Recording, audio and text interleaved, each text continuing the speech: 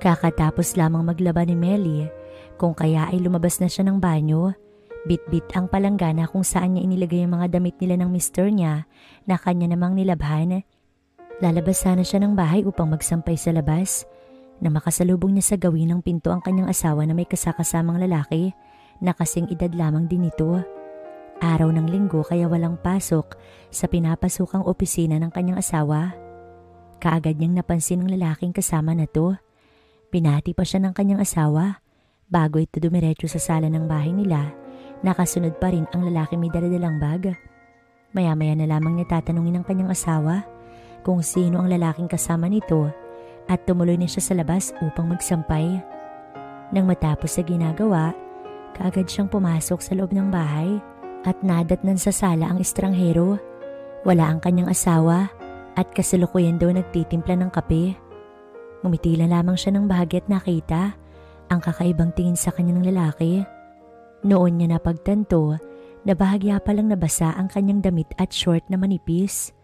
Pumasok na siya sa banyo upang maligo nang tuluyan ng maalala na wala pala siyang dalang damit. Kinakailangan pa niyang dumaan sa sala upang kumuha ng damit, ngunit basa na ang kanyang kabuuan. Tinawag na lamang niya ang kanyang asawa, kung kaya ilang saglit pa ay bumukas ang pinto ng banyo. Kaagad niyang sinabi sa kanyang mister na kunan siya ng damit sa kwarto na agad naman itong sinunod. Ngunit imbis na damit ang kunin nito ay tuwalya ang daladala na to at hindi raw nito alam kung anong damit ang kukunin nito at susuotin niya. Sinadya na lamang niyang magtagal sa banyo para kapag lumabas siya sa banyo, nakaalis na ang lalaki. Nang sa tingin niya ay wala na ang lalaki, tsaka siya lumabas ng banyo na nakatapi lamang ng tuwalya. Ngunit namataan pa rin niya sa sala ang lalaki na nakahilig sa upuan at mukhang walang balak na umalis. Sa harap nitong mesa ay nakalapag ang tasa ng kape na tinimpla ng kanyang asawa. Hindi niya magawang tumingin sa lalaki sapagkat titig na titig ito sa kanyang katawan. Gusto man niya itong sitahin, ngunit nakakahiya naman. Inilang hakbang na lamang niya ang pintuan ng kanilang silid na mag-asawa upang malayo na sa paningin ng lalaking hindi niya kakilala. Nang makapasok siya sa kanilang silid, naroon pala ang kanyang asawa. Nang makita siya, kaagad siyang niyakap na kanya namang pinagtaka. Halos isang buong taon nang hindi siya niyayakap ng kanyang asawa. Maging ang pangangailangan niya bilang isang babae ay hindi na nito maibigay na kanya namang pinagtataka. Bakit na mga oras na yun ay tila naglalambing ito sa kanya? Gayunpaman ay hindi niya maiwasang mag-init sapagkat nangulila rin naman siya sa bagay na yun na ginagawa nila ng asawa niya. Hindi pa nga sila nagkakaanak dahil nga sa bigla na lamang nawalan ng gana ang asawa niya sa bagay na iyon. Hindi naman siya nagre-reklamo at marami pa naman silang oras. 26 anyos pa lamang siya kung kaya tiyak niya na sila ay magkakaanak pa. 5 taon na silang kasal ng asawa at halos hindi sila nag-aaway. Kumbaga, madalas silang nagkakaintindihan sa mga bagay na gusto at ayaw ng isa't isa. Hanggang sa hindi niya na napigilang magtanong kung sino ang lalaking nasa labas. Ngunit hindi siya sinagot nito at patuloy lamang ito sa paghalik sa kanyang leeg. Nawala na rin siya sa kanyang sarili at nagpaubaya sa nais mangyari ng kanyang mister. Ilang saglit lang, tuluyang natanggal ang tuwalyang nakatapi sa kanyang katawan. Hindi naman nag-aksaya ng oras ang kanyang asawa at kaagad siyang dinala sa higaan. Agad-agad na pumuesto ang kanyang asawa upang tugunin ang kanilang kinakailangan. Hindi niya malaman kung saan ibabaling ang kanyang ulo ng mga oras na yun. Napapahawak pa nga siya sa braso ng lalaki dahil sa tindi ng tinatamasa ng mga oras na iyon. Makikita ang talagang pagkauhaw kay Melly. Napapakagat labi pa ito at napapapikit ng oras na iyon. Ilang sandali lamang ay parehas nilang narating ang dulo. Pagod at lupaypay nang matapos. Nang makapagpahinga, sabay silang bumangon at nag-ayos ng sarili. Siya ay naghanap muna ng pwede niyang isuot, samantalang sinabi naman sa kanya ng kanyang asawa kung sino ang lalaki sa may labas. Ang sabi nito, katrabaho raw nito ang lalaki at nangangailangan ng pansamantalang matutuluyan. Hinalikan pa siya nito pagkatapos makiusap na sana pumayag siya na doon tumira ang lalaki. Nanibago siya sa inasta nito, pero dahil nga sa maganda ang mood niya pagkatapos ng nangyari, pumayag na nga rin siya. Pagsapit ng tanghali, magkaharap sina Melly at ang kanyang asawa, kasama ang lalaking si Joel pala ang pangalan sa pagkainan. Kasalukuyan silang kumakain ng tanghalian at paminsan-minsan ay nag-uusap din. Hindi naman na inalam pa ni Melly kung bakit doon na muna makikituloy si Joel. Gusto man niyang magtanong kung saan ang bahay nito at kung bakit nito kailangan ng matitirhan, pinili na lamang niyang manahimik. Paminsan-minsan din, nahuhuli niya itong nakatingin sa kanyang gawin na animoy siya ay iniisipan ng ibang bagay. Hindi niya maitatanggi na may itsura ang lalaki. Moreno, matangkad at matangos ang ilong. Sa ilang taong pagsasama nila ng kanyang mister, noon niya lamang napag-alamanan na may kaibigan pala ang asawa niya sa trabaho. Talagang masyadong masikreto ang kanyang asawa. Todo asikaso naman ng asawa niya kagaya ng palagi nitong ginagawa kapag may bisita sila sa bahay. Maging ang pamilya niya ay asawa niya ang nag-aasikaso kapag may ginagawa siya. Pagkatapos nilang kumain, sinabi ng kanyang asawa na may pupuntahan daw ang mga ito na isang kaibigan, kung kaya ay naiwan namang mag-isa sa bahay si Melly. Dahil nga sa nasanay na siya sa palaging mag-isa, pinili na lamang niyang ligpitin ang silid kung saan matutulog si Joel.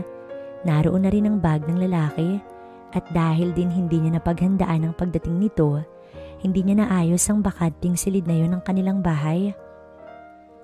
Pumasok siya sa loob ng silid at saka winalisan ng sahig. Pagkatapos, sunod naman niyang inayos ang kama para kahit papaano, komportable naman ang kanilang bisita sa pagtulog. Siya ang tipo ng asawa na hindi na nagtatanong pa ng kung ano-ano sa kanyang mister. Kagaya na lamang kapag may lakad dito, hinahayaan niya itong mismo ang magsabi sa kanya kung saan ito pupunta at kung anong oras ito uuwi. Hindi na namalayan ni Melly at tapos na siya sa pagliligpit sa silid na yun. Malinis na yun at kaaya-aya ng pagmasdan. Ilang minuto siyang nagmasid sa paligid hanggang sa lumabas na siya ron.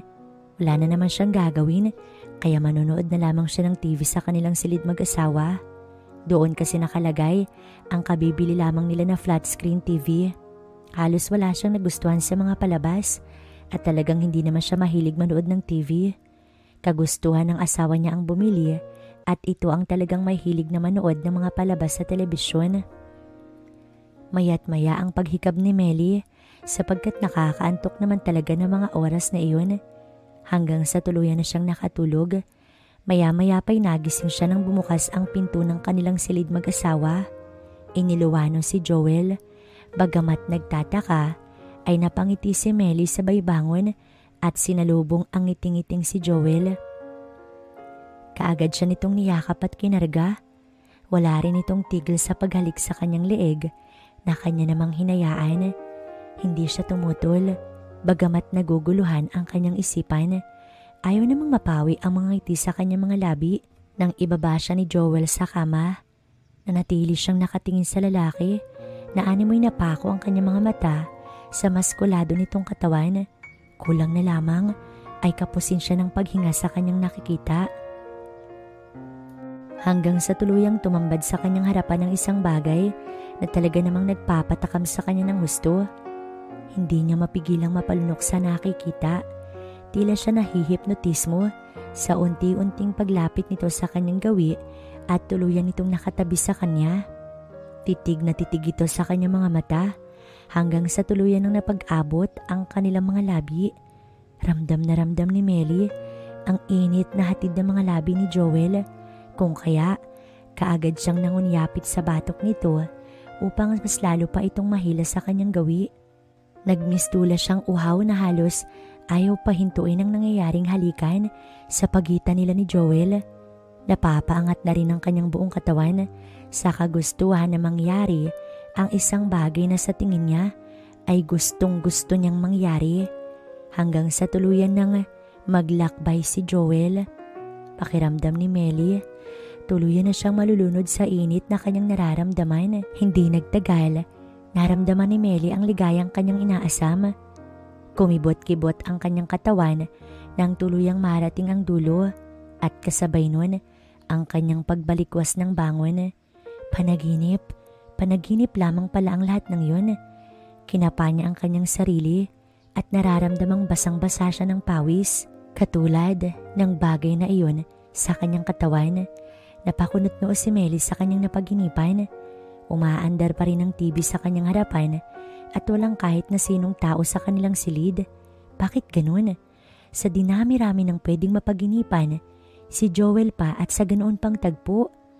Hindi niya maitatanggi na nagustuhan niya ang panaginip na iyon. Gustong-gusto niya na kahit iyon ay panaginip lamang. Pakiramdam niya, narating niya ang kalangitan. Nagtataka si Melly kung bakit alas 8 na ng gabi hindi pa rin umuwi ang kanyang mister. Gusto man niya itong tawagan pero naubusan na pala siya ng pangkol sa kanyang cellphone. Hinintay na lamang niyang mga ito sa sala ng bahay nila hanggang sa maalala niya ang napaginipan niya kanina lamang tanghali. Parang totoong nangyari yun at sa hindi malamang dahilan, nangihinayang siya sa isiping isa lamang pala iyong panaginip. Ilang minuto pang paghihintay. Dumating na nga ang kanyang mister kasama si Joel. Mukhang pagod na pagod ang mga ito at hindi na nagawa pang magkwentuhan pagkatapos kumain ng hapunan. Pagkahiga nila sa kama, bagsak na ang kanyang mister. Nanatili siyang tahimik at ayaw naman niyang istorbohin pa ang pagpapahinga na to.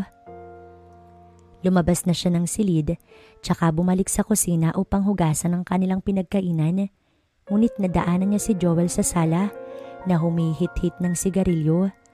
Bahagya siyang nailang nang maalala ang tagpo sa panaginip niya kanina. Hanggang sa napigil siya sa pagsasalita ni Joel.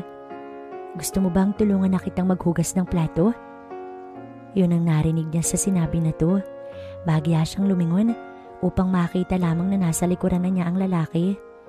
Kaagad siyang tumalikod dito sapagkat naguguluhan siya. Hindi niya naramdaman na humakbang ito patungo sa kanyang gawi. Siguro ay masyado lamang siyang nakafocus sa bagay na kanyang nararamdaman tuwing tinititigan siya ng lalaking ni hindi niya lubos nakakilala. Nananayo ang kanyang balahibo nang maramdaman ng mainit na samyo ng hininga ni Joel sa kanyang batok. Inaakit ba siya na to? Wag na, kaunti lang naman yun kaya ako nang bahala. Mahinang sagot niya sa lalaki at binalak ng humakbang nang muli na naman itong magsalita. Binubuhay mo yung dugo ko. Pasensya ka na pero hindi ko mapigil yung sarili ko na titigan yung kakaiba mong ganda eh. Hindi niya nagawang sumagot sa tinuran ng lalaki. Diretsahan ko magsalita ito at inamin pa talaga na tinititigan siya na to. Ano bang balak ng lalaki sa kanya? Bakit pakiramdam niya sa simpleng mga salita lamang nito ay para siyang bibigay? Hindi niya maintindihan ano bang karisma ang ginamit nito na sa ilang oras lamang na pagkakakilala niya, ganoon na lamang ang epekto niya sa lalaki. Nagmistula siyang teenager na kinikilig sa unang beses. Hindi rin niya mapigil ang mapangiti na animoy sinasaniban siya ng demonyo. Naroon din ang kagustuhan niyang lingunin si Joel upang pakatitigan din ang gwapo nitong mukha na kalaunan ay kanya ring ginawa naman. Kaagad na nagtama ang mga mata nila. Ang isiping may katitigan siyang lalaki habang ang kanyang asawa ay mahimbing na natutulog sa kanilang silid ay naghahatid sa kanya ng isang matinding excitement. Ang dapat sana'y gagawin ng mga oras na yun na udlot sapagkat namalayan na lamang niya ang kanyang sarili na nakasunod sa paglalakad ng lalaki patungo sa silid na nilinis lamang niya kanina. Binuksan nito ang pinto at nagmistula siyang asong nakabuntot sa lalaki. Hanggang sa hinila siya nito papasok sa loob ng silid at walang ano-ano na sinibasib ng halik sa labi. Kaagad na nawala sa sarili si Melly. Mulat ang kanyang mga mata habang nakatingin sa lalaking yabos ang kanyang katawan at siya ay nahalikan. Halos maubusan ng hininga si Melly sa halik na ginagawad sa kanya ni Joel. Kakaiba, nakakalasing at nakakadala. Hanggang sa tuluyan siya nagpaubaya at inilingkis pa ang kanyang mga braso sa batok ng lalaki.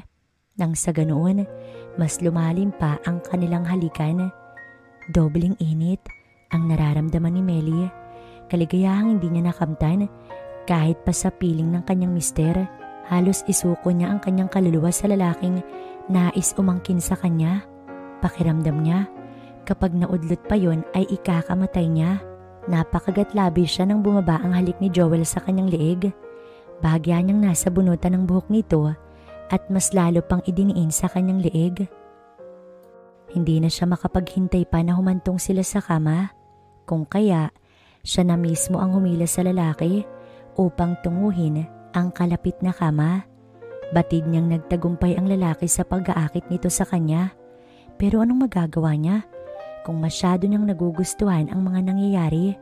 Kung noong tanghali nga na sa panaginip lamang niya natitikman ng lahat ng yun, masyado na siyang nadarang. Wala siyang pakailam na mga oras na yun. Nasa kabilang silid ang kanyang asawa at tiyak naman niyang hindi na ito magigising pa. Palagi kapag tulog na ang kanyang asawa, hirap itong gisingin, kaya safe sila ni Joel. Bahala na ang magkasala. Ang mahalaga ay matikman niya ang bagay na iyon sa ibang lalaki. Nagkatotoo ang kanyang panaginip at hindi niya na matatanggap pa. Kapag nagising na naman siya sa katotohanan na isa na naman yung panaginip, alam niyang totoong-totoo na yun. Ramdam na ramdaman niya yung init ng bawat haplos ng lalaki na dahilan kung bakit mas lalo siyang nagliliyab. Hindi niya maiwasang ikumpara si Joel sa kanyang mister. Walang binatbat ang kanyang mister sa lalaki. Halos hindi malaman ni Melly kung saan ibabaling ang kanyang paningin. Naroon siya't nakahiga sa kama, habang abala naman si Joel na ginagawa ang bagay na iyon. Pinipigilan niya ang sarili na mag-ingay hanggang sa makakaya niya iyong pigilan. Pero habang pinipigilan niya, ay mas lalong tumitindi ang sensasyong kanyang nararamdaman. Habol niya ang kanyang hininga hanggang sa maramdaman niyang umangat ang tingin ni Joel at nginitian siya ng makahulugan. Yun ang unang gabi ni Joel sa bahay nilang mag-asawa. Pero bumigay na kaagad siya. Hindi niya mawari kung ano bang meron sa lalaki at ganito na lamang niya itong kinabaliwan.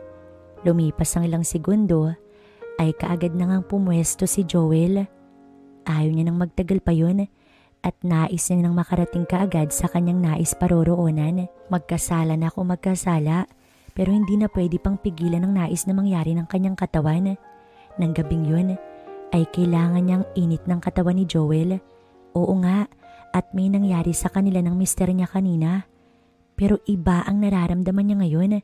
Gusto niya na matikman ito at ang kaligayahang nakikita niya sa mga mata ni Joel ay sapat na upang gustuhin niyang may mangyari nga sa kanila. Sa paningin niya, sobrang gwapo nito, lalo na kapag nakaawang ang mga labi at nakapikit. Saglit niyang nakalimutan ng hugasin sa kusina at mas nag-focus siya sa ginagawa nila ni Joel. Nagmistula siyang alipin na sumusunod lamang sa lahat ng utos nito hanggang sa sinabihan nga siya nitong bumangon at saka dumapa sa kama na kagad naman niyang ginawa. Hindi na siya makapaghintay na muling maganap ang bagay na iyon, kaya naman mabilis ang bawat kilos. Ilang segundo pa nga at muli nilang nagawa ang bagay na iyon. Napakapit siya ng husto sa kama nang biglaang kumilos si Joel. Hindi rin niya napigil ang sarili na mapahiyaw dahil sa kanyang nararamdaman. Maging si Joel ay hindi na rin kayang pigilan ng sarili. Ramdam na ramdam ni Melly na basang-basa ng pawis ang buo niyang katawan. Malayo pa siya sa kanyang paroroonan at batid niya na ganoon din si Joel. Hindi lubos maisip ni Melly na magagawa niya ang bagay na iyon sa kanyang mister, lalong-lalo na sa loob pa ng pamamahay nilang mag-asawa. Pero magsisisi ba siya? Kasalanan din naman ng kanyang mister yun sapagkat minsan lang nitong gawin ang bagay na iyon sa kanya. Isa siyang babae na open-minded at mayroon ding pangangailangan. Minsan, hindi rin niya mapigilang mainis, pero dahil sa hindi sila nag-aaway ng kanyang mister, nananatili siyang tahimik at sinasarili na lamang ang kanyang inis. Dahil may nangyari na sa kanila ni Joel, tiyak niyang hindi pa roon magwawakas ang lahat.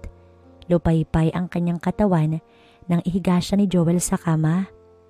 Napapagod na siya ngunit Ramdam niya na malapit na niyang maabot ang dulo. Hindi nga siya nabigo at naabot niya nga iyon.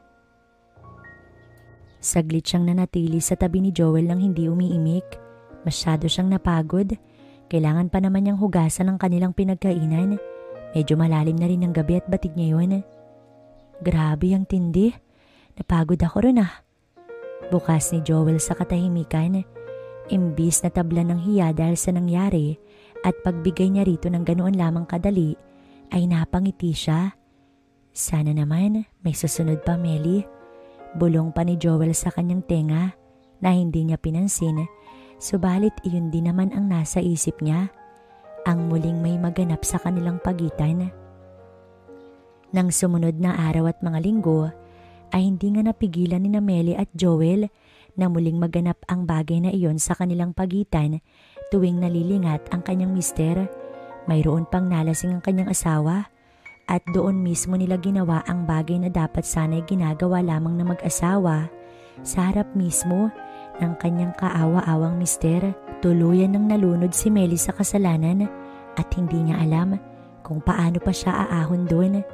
Habang tumatagal kasi, mas lalo siyang naa-addict sa presensya ni Joel at pakiramdam niya, hindi niya kakayanin kapag walang nangyari sa kanila sa loob lamang ng isang araw.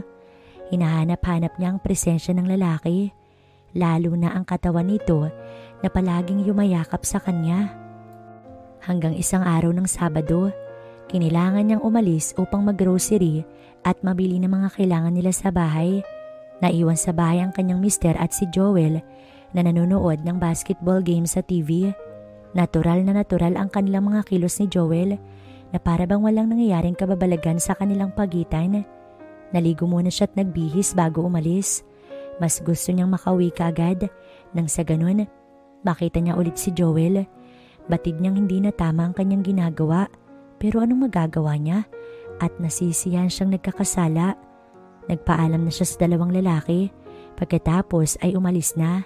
Pumara siya ng tricycle at nagpahatid sa grocery store nang maalala niyang hindi niya pala natanong ang kanyang asawa kung anong ulam ang kanyang bibilhin.